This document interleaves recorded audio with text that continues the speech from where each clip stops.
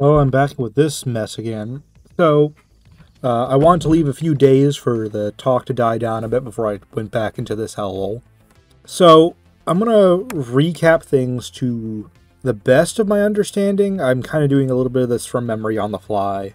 Just like the original, there won't really be a script for this. It will just be the visuals of me looking through the book and me talking with maybe some musical add-in.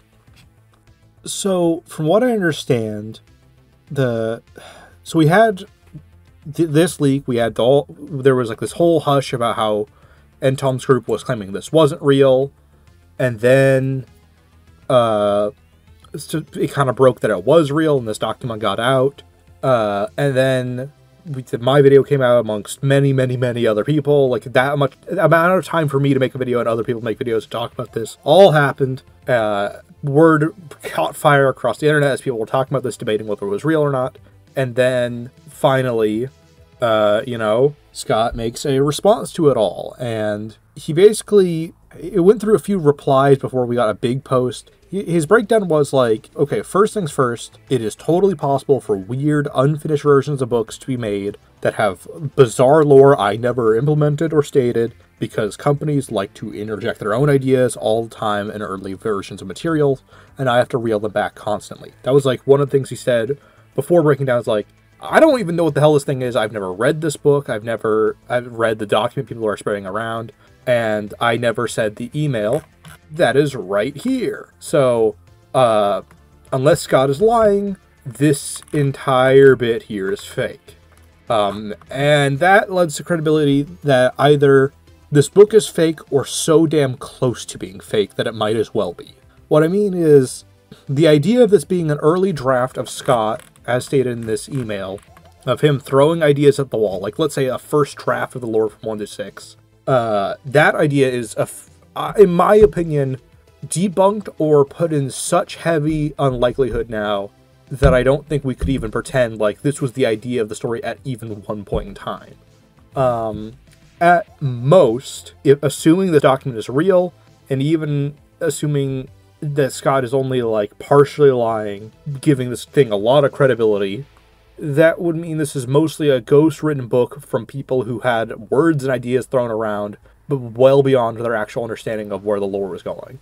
And or Scott is not lying at all, which effectively makes this book 90% not real. There's some other reasons. Once again, it kind of depends on how you interpret the information given. There's some other stuff that's just odd about this that I'll get in throughout this.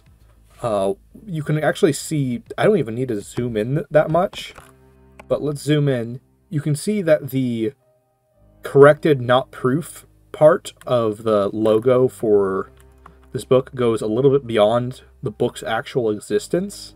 That should not be the case. It's also glowing radioactive red in that image. So already it looks like the cover might not be real. That or the picture quality just got really weird in this particular shot of it. It's weird how low quality it actually is. But anyway, let's ignore that fact. There's some other oddities. When we had reason to believe this, or before we had any... Ooh, overcorrecting a bit. I just get 100%. There we go. There's already some oddities, like characters like Mike being Stitch Wraith. Unlike now that we know Scott seemingly did not make this or have any involvement in this, the fact that the creators of this would know about characters like the Stitch Wraith, really weird, even if it's an early unfinished version of it. Scott stated in one of his replies on Reddit that like it seems like that people are talking about characters that weren't even a thing at that point in time, in the supposed time frame this book will be made, which then leads to the question of like, were these characters even in play in Scott's plans for 6 at the time, among other points. And then there's like though the weirdness of Cassidy being like 3 separate characters is another point that might have been an early indicator this might not have been real. It's a lot to consider. It's very confusing to follow. It was not helped that Scott gave probably the worst response to the whole Pinky Pills drama that he could have given at that point in time for that internet space. I don't even think it was the worst response theoretically possible, I think it was the wrong response at the worst time, if that makes sense. If you weren't really caught up on the Pinky Pills drama, I'm not even sure if I can say some of the accused stuff towards Pinky Pills on YouTube. I'm also not I don't have the biggest understanding of it, and also the internet inflates a lot of things, so I fuck it. I'm just going to play it safe and not say anything there. I don't know what YouTube will let me say, and I don't know what I'll say that people will be like, no, that's wrong, you're spreading misinformation. People don't really, really fucking hate Pinky Pills. Let's go with that. I think I can say that on YouTube. And really wanted Pinky Pills, one of the artists for FNAF, to not be employed anymore from this specific company at the very least. The company being the FNAF franchise. And the story ends kind of positively, where Pinky Pills is now on indefinite leave from working on Five Nights at Freddy's. But Scott basically like defended with an asterisk. It was more like I don't really understand how bad Pinky Pills' career could have, or career or history could have really been, and I'm not going to fire someone for just because of internet buzz per se without proof. That was kind of what I got from that, at least response-wise. It had 0 upvotes, which typically means on Reddit that it had a lot of downvotes, but you can't really see that for like an overall post always. So it was not well received. That's very unusual for a Scott post, by the way. And then like I said, immediately after that response, Pinky Pills announced on Twitter that they were taking an indefinite leave from basically everything FNAF. So I guess people who really wanted Pinky Pills to leave succeeded. Congrats. Woo! That I think added a lot of fuel to the diehard Entom defenders to paint Scott in a bad light. But like, even if Scott made a bad decision there, potentially supporting a bad person, and even then it was more of like a I don't know, or like I'm hesitant to fire someone just for that, like without knowing the full story. Like I said, that's what I kind of got from it. But fucking, I don't know. It's this whole fucking thing's a mess. I don't even know if I've dropped the F-bomb too many times in this video. This whole screwy thing. But like, I get it. Scott was so willing to drop Lady Fizzy that I feel like it really must have been a lack of like concrete evidence thing from his perspective, or there must have been something that led him to assume Pinky Pills couldn't have been that bad. I don't think it was. I've seen some people argue as blackmail, but I don't think you blackmail someone and then leave on Twitter willingly if your goal was to like, oh, I'm gonna hold Scott over the rails so I can keep my role on working on Five Nights at Freddy's. Like, if that was the case, why leave on Twitter? So that was the whole thing. Let's talk about this overall document a little bit more. Prior to this document, even if I did not like how Entom handled leaks or information, I don't think I really disliked Entom or disliked anyone who worked around Entom and the leaker community as much as I disliked. I was very openly, I disliked how the leaks were handled, but I don't think I disliked any of the people. And I'm still hesitant to say so. I will say, especially since, in my opinion, this document is fake. Or there's a lot that seems to imply it could be fake. There's just too much weird writing in it. There's not enough, like, there are pictures of some of these claims, but, like, we've already proven earlier in the year that emails could be faked from Scott, if you really tried. And you've also, there's just, like, not a lot of writing from the actual book, and a lot of the writing is photoshoppable writing. So it's like, I wouldn't even be surprised if they actually did have a real early copy of the Freddy files they've just edited for this. Like, the thing is, Entom has leaked too many things early legitimately that we can prove was legitimate. Like, a lot of the Fazbear Fright stuff, and Entom's group has done that. So Entom has contacted people who can do it at the very least, and people in Entom's circle have those contacts. So it's very possible that they actually do have a real early access copy of the Freddy files. it is possible, for example, they edited it for this document to exist. That's a one way they could fake it. We've seen elsewhere in the year that emails could be faked from Scott, which further adds the idea that the email in this one could be faked. And then you just have subtle things like, once again, people have been talking about, like, it's like the possibilities of this being photoshopped and, like, being edited from actual pages that do exist in the Freddy files. The cover is weird, with the red kind of going outside the bands of the book somewhat, and also being really bright in a way that doesn't 100% make sense in this shot. In fact, the contrast is really high in this picture, now that I look at it. I've noticed that because in a lot of the FNAF cards, just when they're in the image overall, they kind of lose a little bit of contrast, especially when blown up to the size of the cards, because the cards are really high resolution. They can kind of look a little weird if you don't re-increase the contrast to be a little closer to what it should look like in-game. But it's weird for a picture of a book to be this high contrast. Like, neither of these are what the contrast should really look like. But whatever. This is what it should look like, if anything. It's kind of night and day when you go back and forth between the two. But whatever. Going back to the good faith with Entom thing, I don't think we've... personally, I don't think the leaking community has earned enough good faith for me to trust them more than Scott's word. Yeah, Scott fucked up in a situation with an artist. And did not handle things the way fans wanted, or arguably should have been handled in general. Depending on how much you value artists working, or whether you should drop careers just from internet rumors or whatever.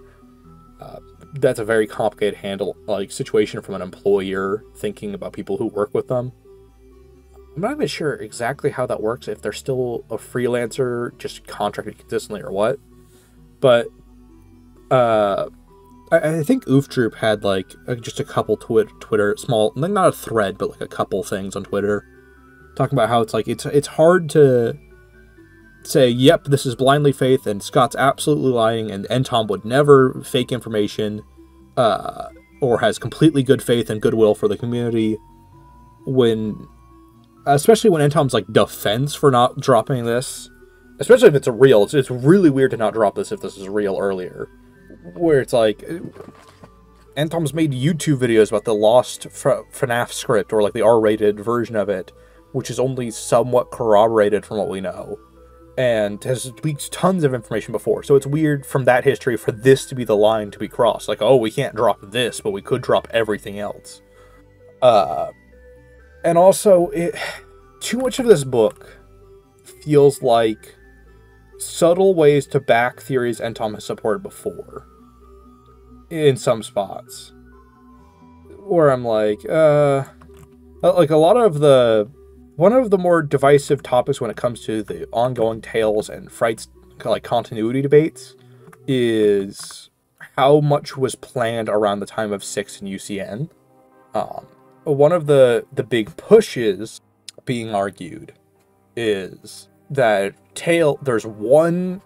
I can't find enough people to corroborate this from more than one source, and especially now that we've had a few instances where people are trying to leak information and fake leak information, it's hard for me to validate this one supposed screenshot from metadata for the Tales book, specifically Lally's game. An early version of that was supposed to be planned in 2019. And that's supposed to be proof that Tales was always the plan, and that it was written way ahead of time, which I don't even doubt 100%. But however, like, when it's one source, it's always going to be a little bit to scrutiny until I see more people who have, like, yeah, we also have this weird unknowable metadata that says it was from 2019, which I don't know what the source is from there. Like, metadata doesn't just appear out of thin air with material. It's like, if you got the physical book early, for example, it's not going to have metadata. So it's like, it must have been from, like, a website or something like that. But then it's like, I don't remember ever seeing anyone talk about what website or thing it was from. But anyway, get to dial it back to Entom, where it's like, okay, so you have this document, and uncharacteristically you have not leaked this particular one, supposedly for respecting Scott's wishes, but also it seems like you're not even the biggest fan of Scott, so it's like, oh, so you respect the wishes of this particular document, which you won't leak like the other documents in this specific context, which makes me wonder, put on a bit of a tinfoil hat, I would not say this if it didn't weirdly make sense for how this was released. If the whole attempted cover-up before walking it back to saying it's real thing was to lead credibility to this document. Because you think about it, if this was just dropped the way all other leakers tend to drop information, I don't think anyone would have believed it for a second. Because it's just a lot of people talking about what's supposed to be in a book with only a small handful of screenshots from the actual thing giving any credibility to this information. And it's information that wouldn't even be remotely impossible to fake. There's like, what, 4 or 5 images from the supposed book? This entire thing? It just would not be that hard to fake this, A. And B, but saying it was something, like, if you claim there's something that needs to be covered up, that makes it sound important. It makes it feel important. And when you look at it, you can't help but look at, this was something that was just passed around between a few friends in a specific group that they didn't want to get out to the public. That explains why it's so bare bones for a leaked document. That explains why there's so few screenshots. Everyone's seen the screenshots. This is just a quick catch-up document that has all the relevant information. Like, that story would make it so they would have to do significantly less work to fake it. So that's part of what I wonder about, like, the whole, like, they didn't want it to come out. That plays into that angle. But, like, it still got out, so, you know, it couldn't have been protected that well. But, like, you know, weird shit happens in leaking communities. That's why we have leaks at all. But it's weird how many things from after the time period this book is made are in here. And it's weird how many things...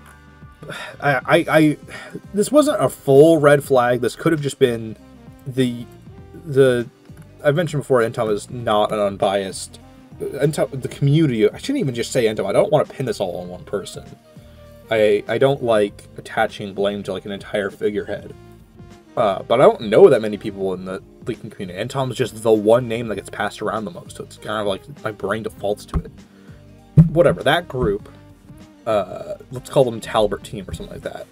The Talbert team, right? Like, there's notes like this where it's like, this is the first example of William being given proper characterization with the games, with it lining up fairly well with the characterization of the novel trilogy. Like, that's...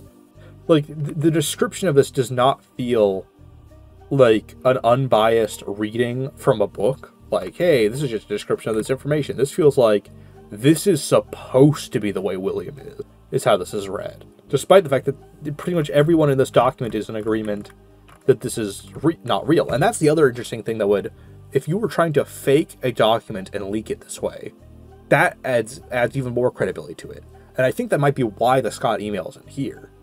If you say everything in this book is scrapped lore, it means no matter what comes out later, it can all be, like, no matter what information comes out, no matter what's, like, dropped in later books or games or whatever, it will all be just something that was changed as the lore moved on. You get a 100% bullshit pass for any claim you make in this. Pretty much. Because it was all just Scott throwing ideas at the wall. However, as people were trying to do before there was more reason to think this was fake, people still try to use it for lore. And I think if you're faking this and you want to push your ideas as the theory or interpretation of the lore, that's a way to handle it. Betting on the community finding lore in something that they're told shouldn't have lore is a way to handle it. If you want your ideas to be the interpretation of FNAF, if you want your take to be more popular or more common, for whatever reason, it's dumb, but it's the only thing I can think of for why someone would do it this way. Because it's like, Scott could just double down on Reddit. If this was real, Scott could just double down on it and say, yeah, no, like, this was just a really loose time period in my work. I never had any plans for it, really. But, like, just to be like, I've never seen this. It's a weird way to tell the lie. Because it's not even definitive. It's not like, because like you can kind of get this thing where it's like it's the cliche moment in like a mystery game or novel or movie or whatever. It's like the lawyer's like, or like the witness who is revealed to be guilty of the actual crime being falsely persecuted. Like the Ace Attorney bit is like, yes, I was right there as she picked up her red handkerchief from the table. And then Phoenix or Phoenix Wright or whatever the equivalent is like, red handkerchief. At the time of the murder, no one could have seen said red handkerchief, except for the last person to enter the room when she was killed, which might imply you were the murderer. Like, it's the fact that there's no details. It's no like, oh, this specific information's wrong, this information's wrong, this information's wrong. Maybe that's just a smart way to lie in theory if Scott was lying. It also could just be Scott's never seen this fucking document before because it's fake. You know, it's then there's weird errors, and this is just passed off as, oh, it's ghostwriters working off an older script from sister location. But this entire document's supposed to be Scott's notes of early lore, so that's not a contradiction, but it's like, so which is it? What's written by who in this document? Or the supposed original one. Because you have Ballorina instead about Ballora. It's also weird that ghostwriters wouldn't know the name of an official character that they would have written elsewhere, because this is supposed to be a strategy guide. So it's like, well, that's a bit of an inconsistency. There's other things that, like, this could just be a genuine error. Try to find it. The crew in this, yeah, Fazbear Fright's Horror House. St. George Mansion. Page of Talbert. They call it Fazbear Fright instead of Fazbear's Fright. You can even see in the image they use for this document, it's Fazbear's Fright. Now, theoretically, yes, the original ghostwriter team could be wrong in this supposed document, and it's also possible that people writing this book could just be wrong. Because I've made that error before. I've called Fazbear's Fright Fazbear Frights, and the other way around once or twice. Or in fact, I think for an entire video I did that once because I just forgot. So it's not impossible, but there's a lot of things that could be indicators of this being fake within the document now that you look at it knowing it could be. When it was a lot harder to assume this was fake because it had appeared so suddenly and people hadn't gotten a really good look at it.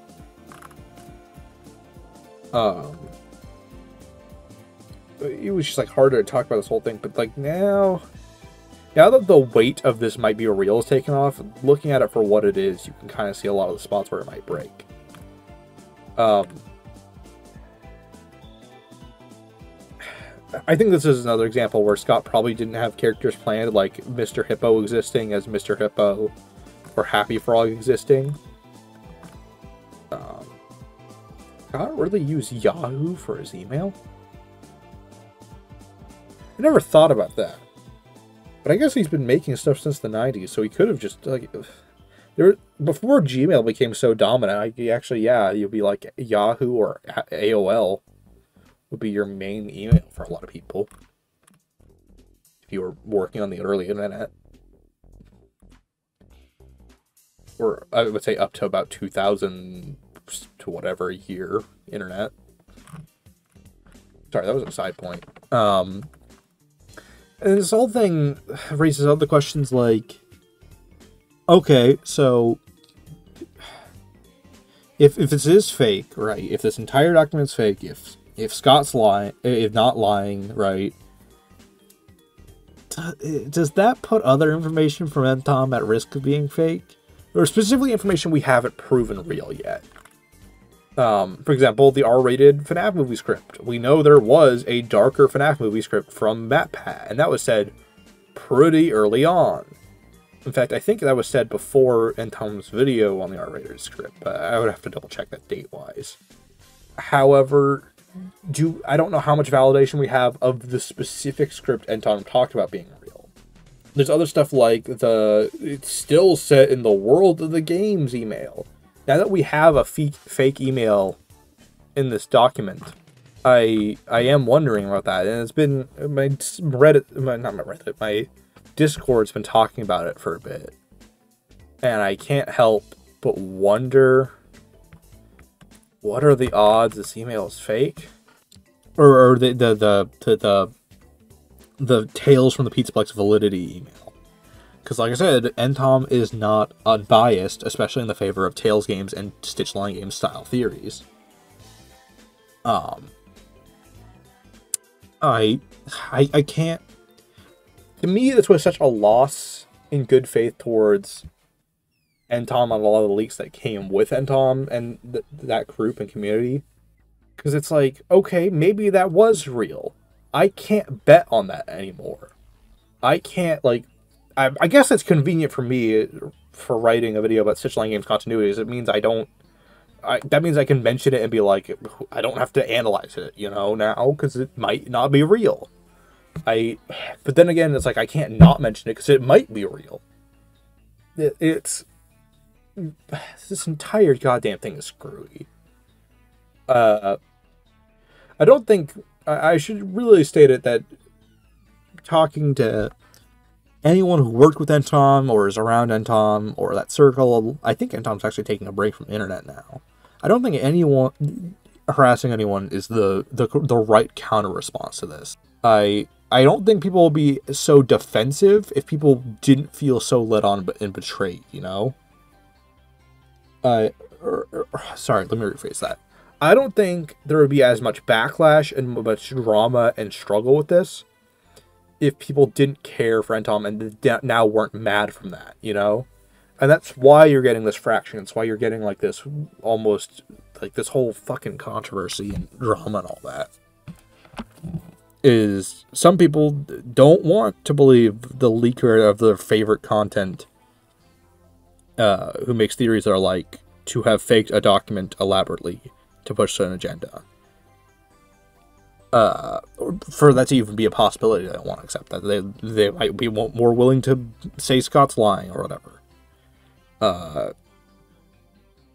But then again, maybe the wool really is pulled over all of our eyes, and Scott really does just not want this information out specifically and wants to discredit it for some reason, even though it's already very discredited by its very existence.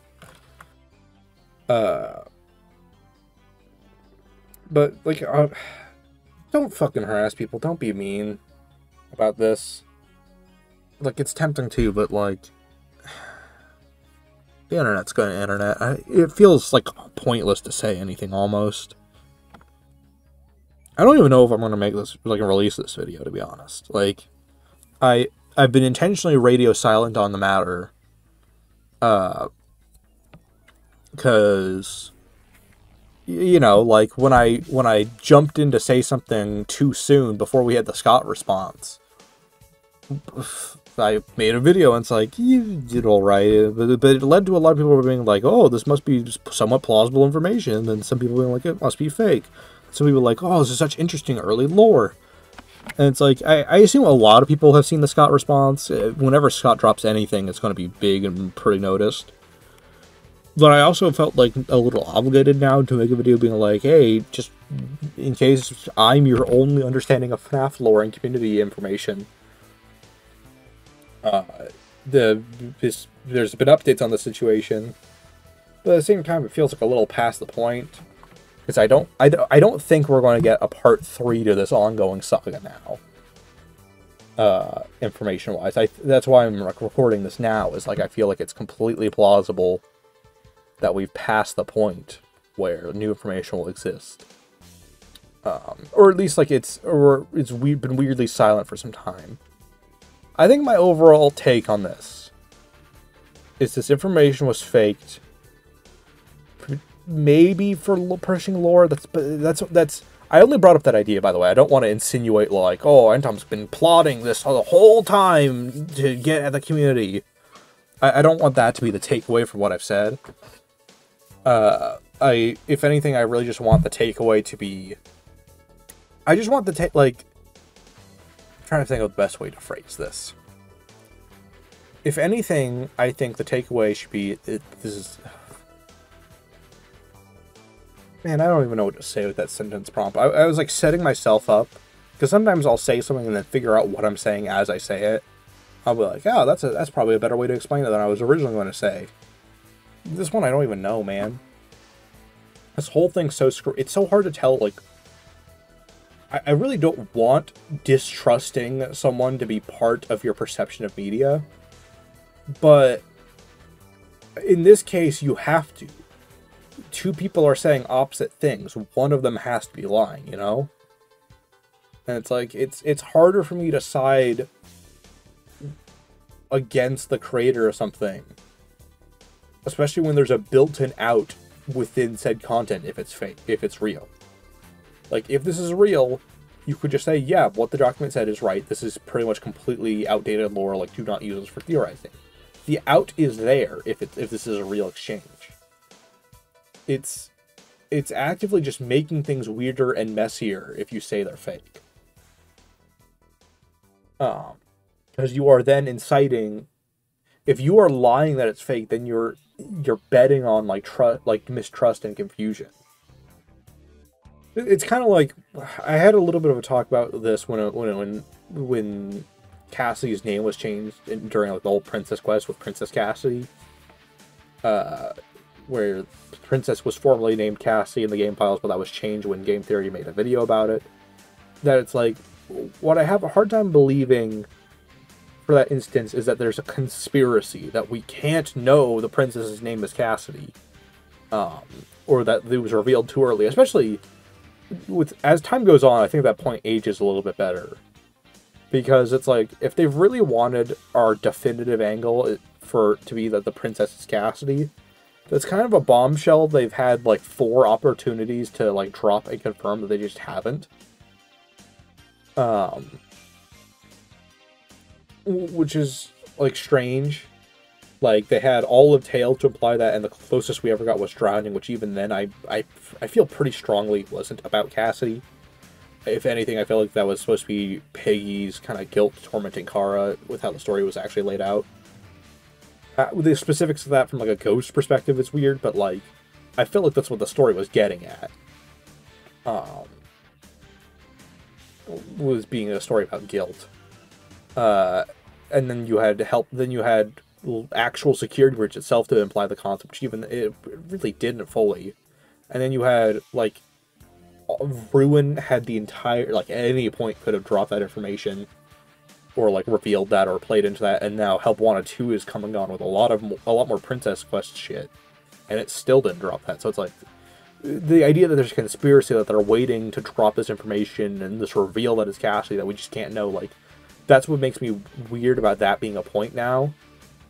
There are better points now, arguably otherwise, other than the file name, like the teleportation that was in Help Wanted 2, but that was probably just for gameplay reasons, because it's hard to move in VR. But like, that's a whole separate topic. Like I said, in a weird way, even though I know it probably is, I kind of don't want this to be fake, if that makes sense. Because I don't want to, like I said, I don't want to assume someone's lying or someone's like manipulating information. And it's for a really dumb, petty reason, and it's the only real reason I can think of to why you would release this information this way. But it's like, it feels so plausible that it is, you know, it's like not even being a fan of someone and then being disappointed in them, if that makes sense. It's like, really? Is this how it's going to end? Is this how the story's going to play out?